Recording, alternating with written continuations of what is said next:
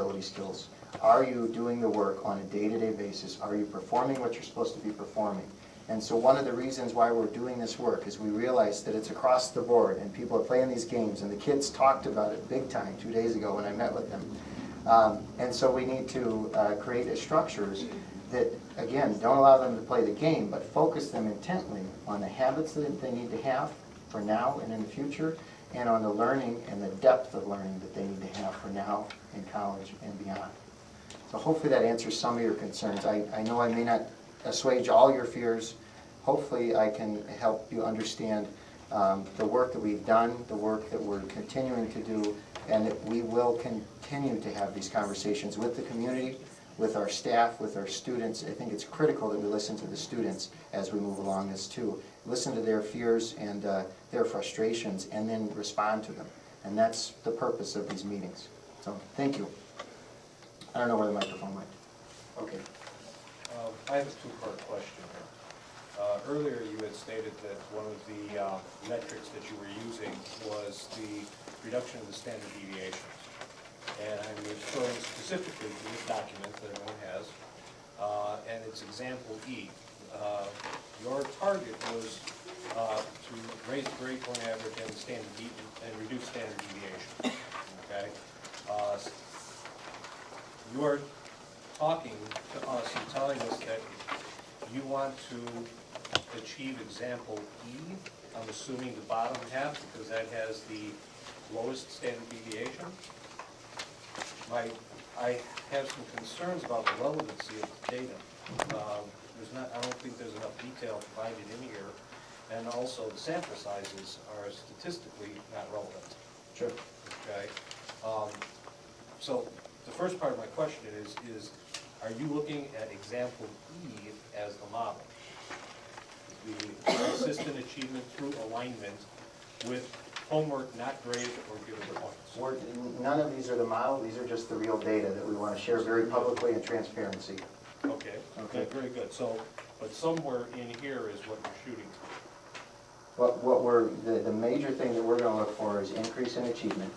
The other thing we're looking for is alignment in that standard deviation. So it may not shrink the standard deviation across the board, but we'd be looking for, if Mrs. Kotlowski and Mrs. Thompson are teaching the same class, it could be Honors American Lit, that the standard deviation in their grades, because the students in their seats are put there randomly by our computer. So we would be able to reasonably expect that the deviation in the performance of students between Mrs. K's class and Mrs. T's class would be similar if we're doing things and if we're truly aligned in our day-to-day practices, if we're truly aligned in our assessments and our grading practices. So we're going to be looking for alignment, and the metrics that we can use to do that is that standard deviation. Does that make sense? Yes, I understand. Okay. The second part of my question now is speaking with Kettle, she had used mixed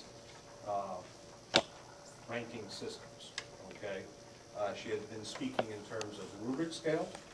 She had been speaking also in terms of the 100-point scale.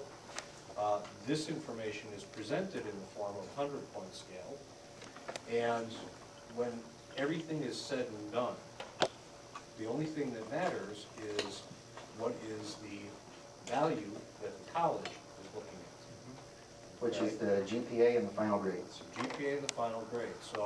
So far I have heard, I have a rubric scale, a child has a rubric scale, translates into some sort of a 100-point scale, which gets converted into a ABC type scale, which gets translated into a grade point average, which is ultimately the metric that she needs to achieve to attend college. This is a very confusing concept for me to understand, and I think I know what I'm talking about.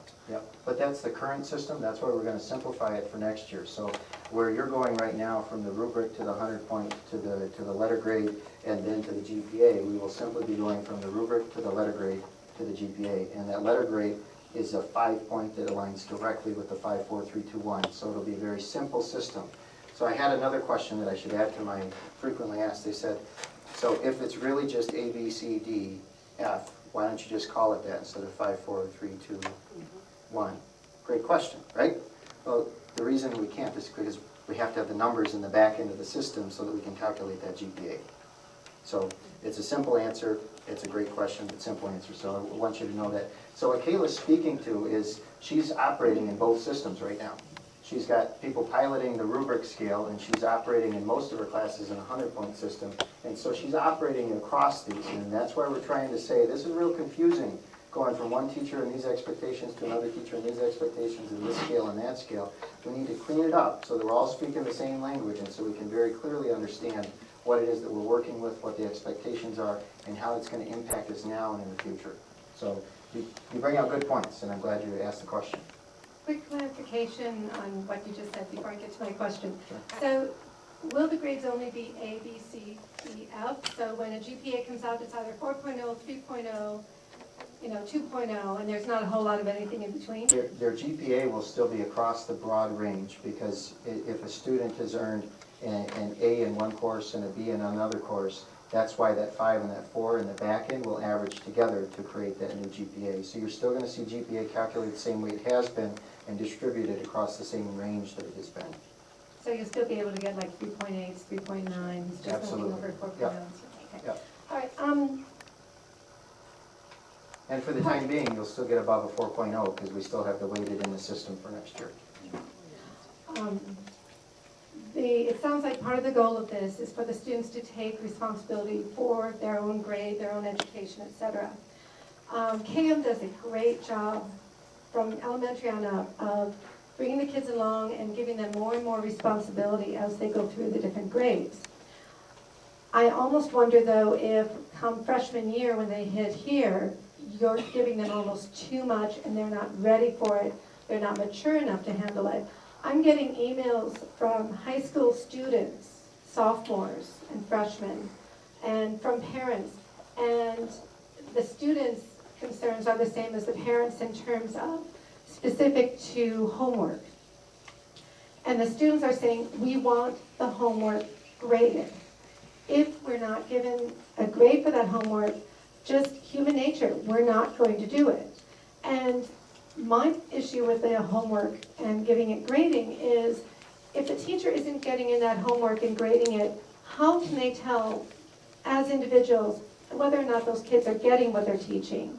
Number two, it means that these kids are being forced to learn over time and get into their long-term memory this information versus, oh, we just had the test, I bombed it, I was planning on bombing it because I know I can reassess, so now I know the general areas.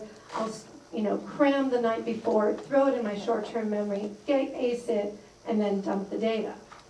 And that's a big concern. Yep.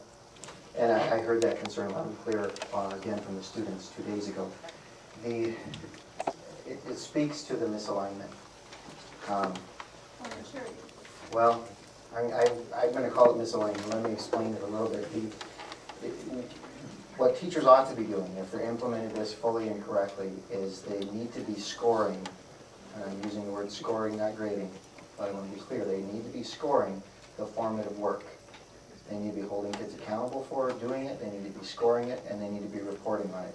And in our areas like Spanish, Mrs. Braille's class, where this is done effectively, you're able to log into WebGrader and see where your student is performing on each and every one of the formative assessments, and you're able to see if they're not turning in their formative assessments. In fact, you'll get a notification where this is done effectively if they're not doing that.